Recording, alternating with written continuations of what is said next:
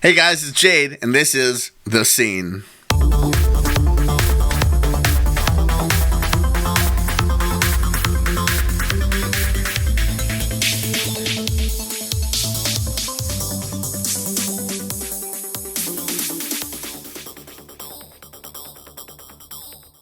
So Vancouver just announced it's releasing $8.4 million in grants for arts and culture to recover from COVID-19 financial impact.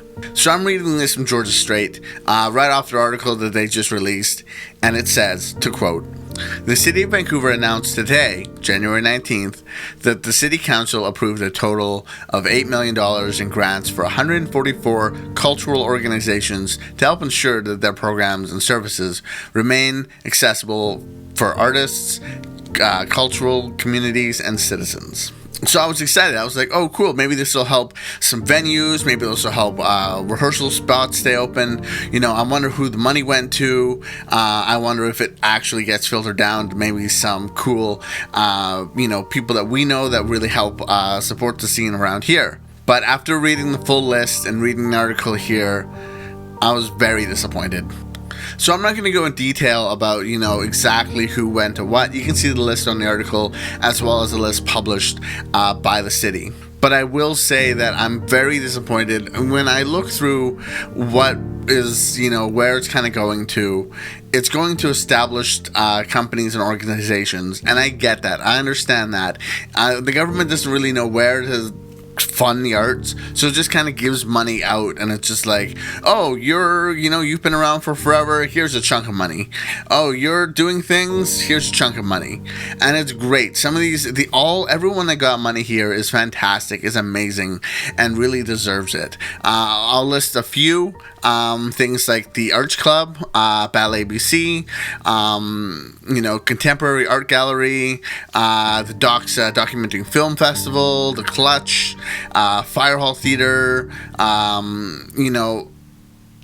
things that are doing great things for the arts, especially places that that rely on live performances in order to to stay alive. A lot of these places work really hard all season and then have these amazing events where you can come and see some really amazing ballet, and it's meant there's a whole cycle of selling tickets, selling season passes, having those money help support, but also they normally have funding from the government as well. But when you get down to nitty gritty of it and you look at where it's going, even when you're dividing it among like music and where's it going within the music community, it's going towards the jazz, which is cool, blues, the coastal jazz and blues. It's going to the Vancouver Folk Music Festival. You can really count all the music places maybe on one hand where it's going to. And things like the opera and the symphony, of course, those kind of things, yes, they require a lot of support because they're not being able to have their normal run of show. I get that, but there's nothing in here talking about local music, anything that's not folk or jazz or that kind of stuff. We're talking rock, we're talking the metal scene, we're talking the hip-hop scene, we're talking the pop scene, we're talking the indie scene, we're talking every single individual musician who's out there that's working hard, writing songs, trying to put on performances, buskers, open mics, all the, a thriving underground community here is not being represented. And the thing is that I get it. We don't have a big overarching, community organization where you can just be like, oh, I'll give it to BC musicians, here's a chunk of money. If we had something like that, I could see it, them allowing that and then just being like, oh, it'll get funneled down. Because when communities like the ballet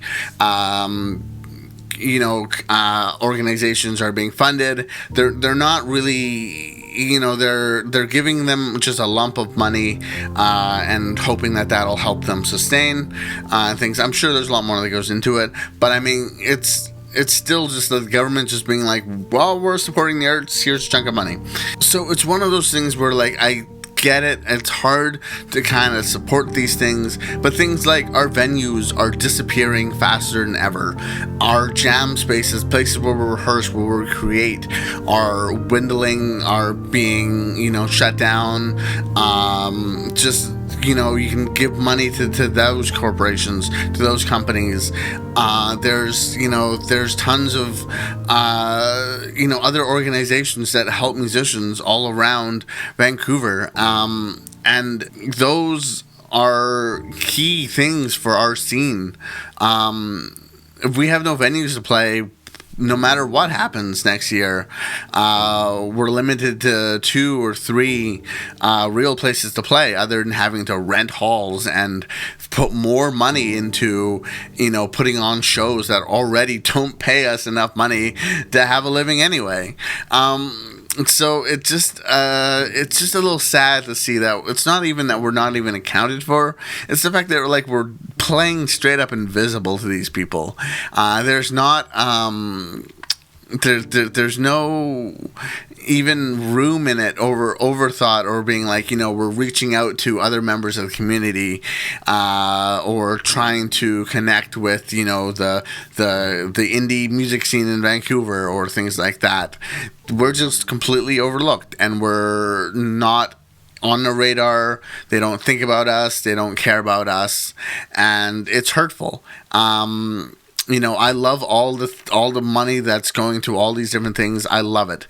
I think it's great. And I know a lot of them take a lot of money to make work, but so does our scene. So does, and it's harder to kind of funnel it down to kind of who would get what and things like that. But even things just like supporting our venues, or, are places where we're able to rehearse,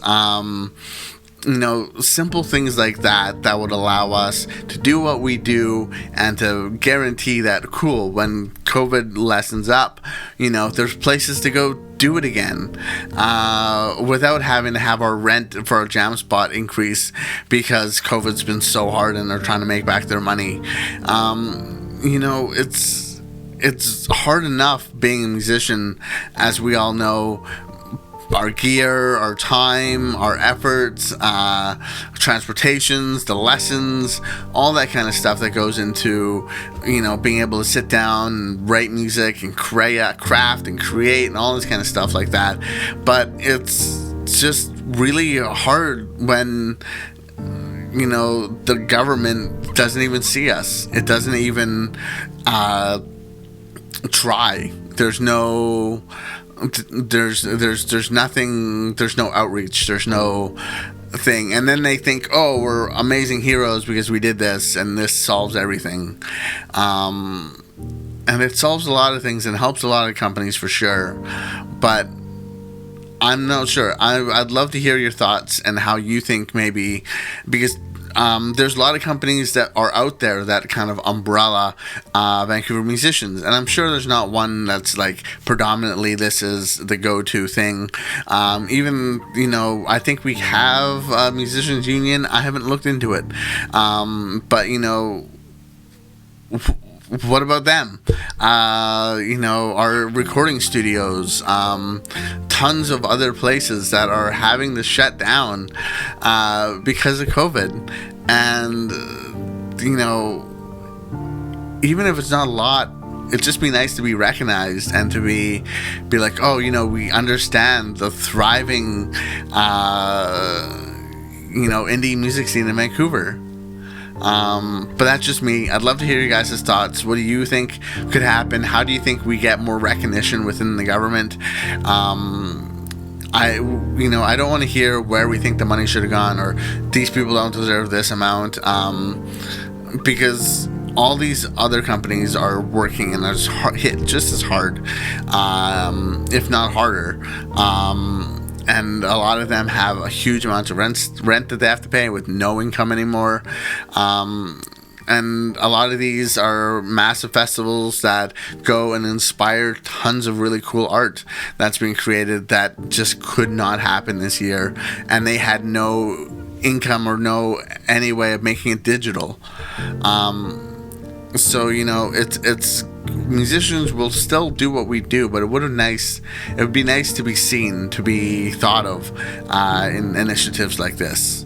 That's my thoughts. I'd love to hear you guys' thoughts in the comments down below. Keep supporting music and keep creating it.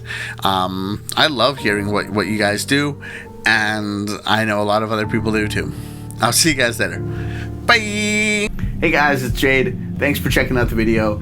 You can subscribe over here, as well as check out some more of our cool videos. And please, thanks for supporting us. That helps us support local and independent musicians all over the world. This is really cool, and I think you guys are awesome. See you guys later. Bye!